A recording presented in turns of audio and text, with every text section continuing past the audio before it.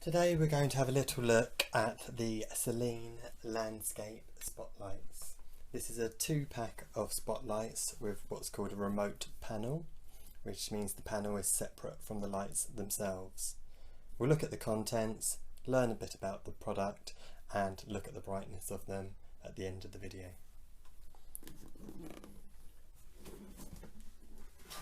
When we open the box, we're greeted by a number of pole fixings for the light.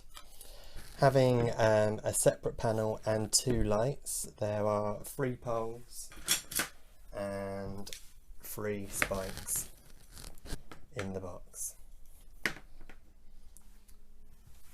Then we're greeted with the solar panel, which is encased in cardboard, and finally the 2 lights.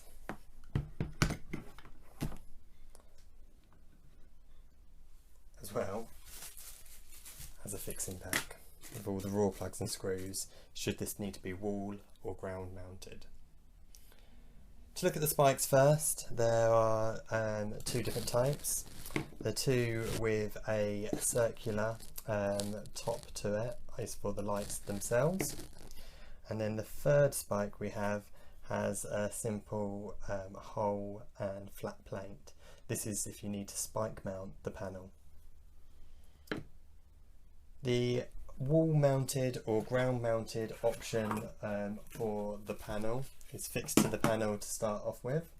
This is simply removed should you need to change it to the spike version by undoing this bolt and nut.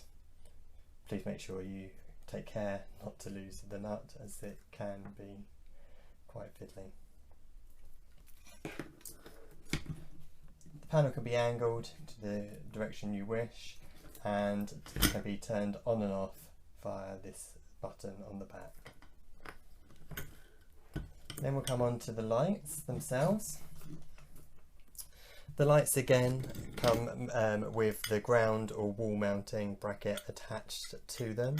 This can be unscrewed with the nut and the bolt and the nut as per the panel. This can be tightened into any position so that you can angle the lights in the desired direction. As it's a separate panel, the switch is on the panel and there's a 5-meter lead from the panel to the lights.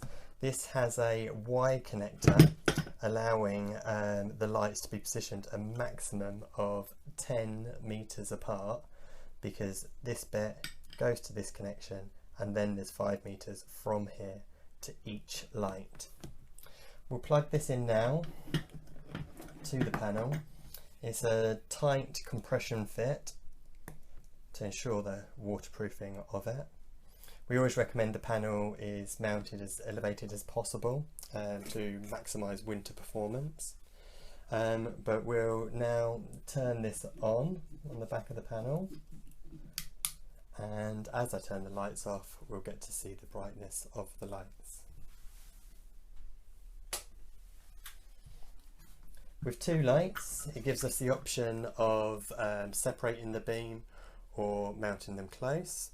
Also with these, as the panel is not attached to the light itself, means that you can separate them by, you can have them under bushes or inside a shed or in areas where the sun can't reach, as long as you keep the solar panel itself in an area which is collecting lots of sun. I hope this video has proved useful to you. Thank you ever so much for watching.